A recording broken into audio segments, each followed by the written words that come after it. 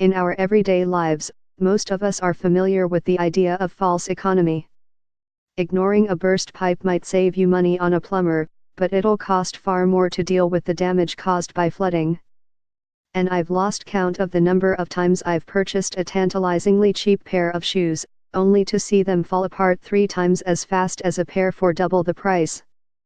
Better quality products cost more upfront but often save you money in the long run, yet another way that people on low incomes are penalized.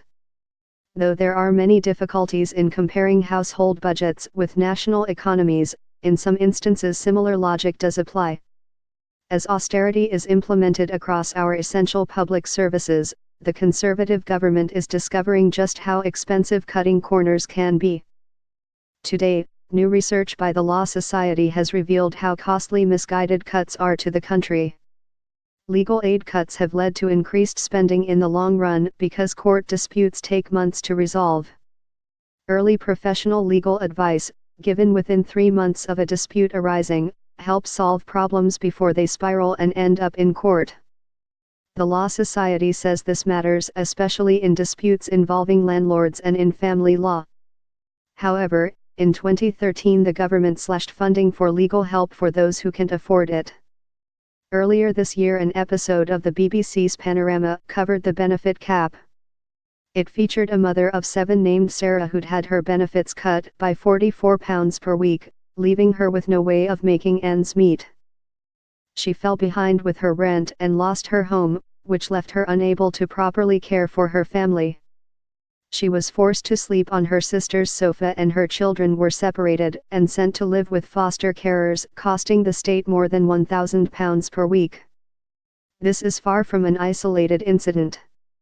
Last month the Association of Directors of Children's Services said that austerity policies had led to record numbers of children being taken into care.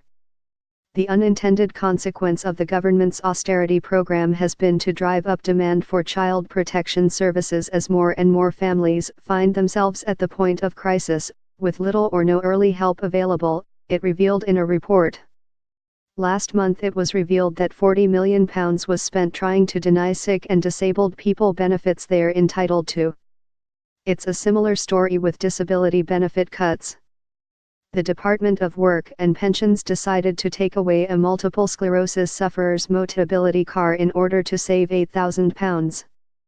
This left her stranded, and DWP officers ruled she did not qualify for help traveling to and from work.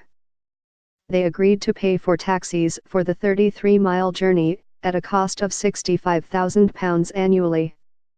And last month, it was revealed that £40 million of tax money was spent trying to deny sick and disabled people benefits they're legally entitled to. The government lost the vast majority of appeals brought, suggesting the policy is failing in every respect.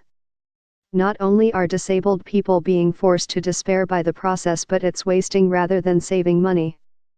As the evidence continues to accumulate, the government's refusal to abandon austerity looks increasingly irrational.